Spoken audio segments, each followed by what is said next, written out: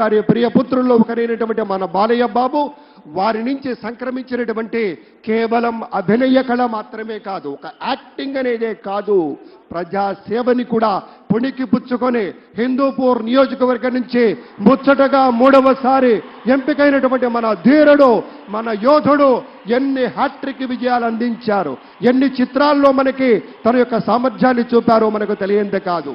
అదొక్కటే కాదు పెద్దలారా, బాలయ్య బాబు గారి గురించి చెప్పుకుంటే బసవరామతారకం ట్రస్ట్ పేరిట ఆయన అందించేటువంటి సేవలు అనుపమానం, అద్భుతం.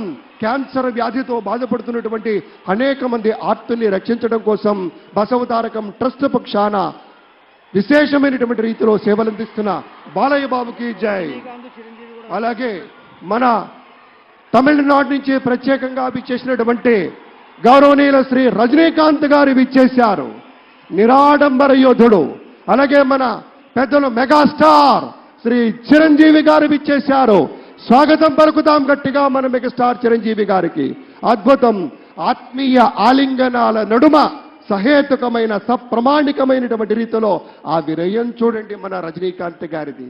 ఎంత ఎత్తుకెదిగినటువంటి గొప్ప కళాకారుడు అయినా కూడా వదిగి ఉండేటువంటి ఆ మహనీయులందరికీ స్వాగతం పలుకుతున్నాం. It gives us great pleasure to welcome Talaiva superstar Rajnikant Garu and Lata Rajnikant Garu to Andhra Pradesh for this momentous occasion.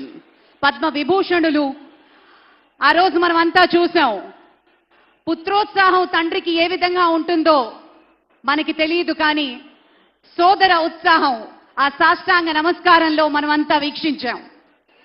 ఆప్యాయత, అనురాగం, అనుకున్నది సాధించి పవన్ కళ్యాణ్ గారు సోదరుడు మెగాస్టార్ గారికి సాష్టాంగ నమస్కారం చేసిన తరుణం మనందరి కళ్ళల్లో కూడా నీళ్లొచ్చాయి, ఆనంద బాష్పాలు వచ్చాయి. ఒక విజయాన్ని సొంతం చేసుకుని తిరిగి ఇంటికి వెళ్ళి తల్లి గారికి, వదిన గారికి, అన్నగారికి చేసిన సాష్టాంగ నమస్కారాన్ని ఈరోజు సభాముఖంగా గుర్తు చేసుకోవడం అవసరం అనిపించింది. It gives us great pleasure to welcome all the dignitaries across the world. ఇప్పుడు ఒక సాంస్కృతిక అంశంలోకి వెళ్లే ముందు ఒక ఆడియో విజువల్ ప్రెజెంటేషన్ ప్లే చేయవలసిందిగా టెక్నికల్ టీమ్ ని రిక్వెస్ట్ చేస్తున్నాం. ఏవి ప్లీజ్. ప్రజల నుదిటి రాతను మార్చిన నాయకత్వం శ్రీ నారా చంద్రబాబు నాయుడు. చిత్తూరు జిల్లా నారావారిపల్లెలో శ్రీ ఖజ్జూర నాయుడు, శ్రీమతి అమ్మనమ్మ దంపతులకు 1950 ఏప్రిల్ 20న జన్మించారు శ్రీ నారా చంద్రబాబు నాయుడు గారు. విద్యార్థి దశలోనే నాయకుడిగా తన ప్రస్థానాన్ని ప్రారంభించిన చంద్రబాబు గారు 28 ఏళ్ల పిన్న వయసులోనే చంద్రగిరి శాసనసభ నియోజకవర్గం నుండి ఎమ్మెల్యేగా గెలుపొంది రాష్ట్ర శాసనసభలో అడుగుపెట్టారు. 30 ఏళ్ల వయసులోనే ఆంధ్రప్రదేశ్ రాష్ట్ర చలనచిత్ర పరిశ్రమ, పురావస్తు శాఖల మంత్రిగా బాధ్యతలు చేపట్టారు.